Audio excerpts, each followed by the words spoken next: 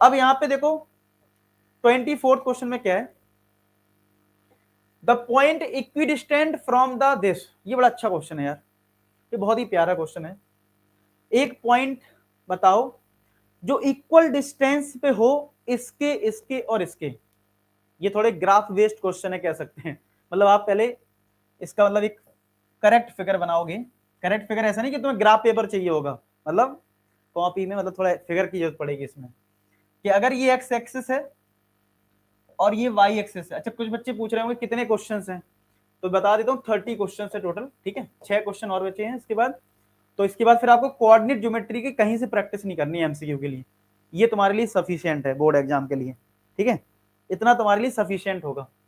तो अगर ये एक्स एक्सिस है और ये वाई एक्सिस है, तो ए पॉइंट तो आपका 0,0 है, बी पॉइंट आपका 2,0 है, तो ये बी मान लेते हैं 2,0 हो गया। सी पॉइंट आपका 0,2 है, सी 0,2 है, सी 0,2।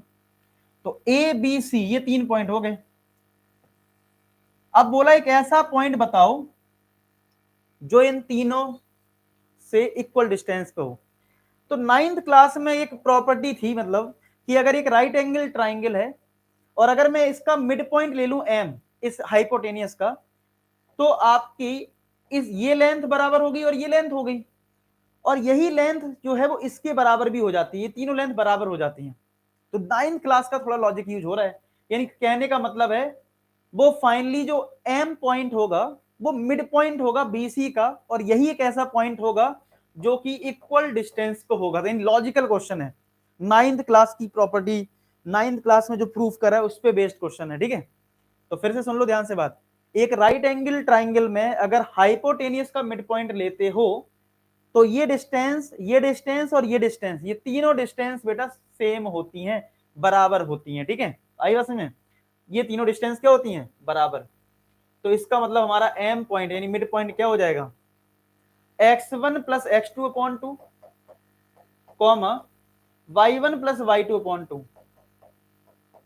तो कितना आ जाएगा? 1,1 आ जाएगा डी पार्ट। ठीक है, कितना आ गया? कितना आसान था क्वेश्चन? आसान है, बस पता होना चाहिए कि हाँ यार ये चीज है। ठीक है, कुछ लोग कहेंगे सर बहुत ही आसान है। आसान तब है ना जब तुम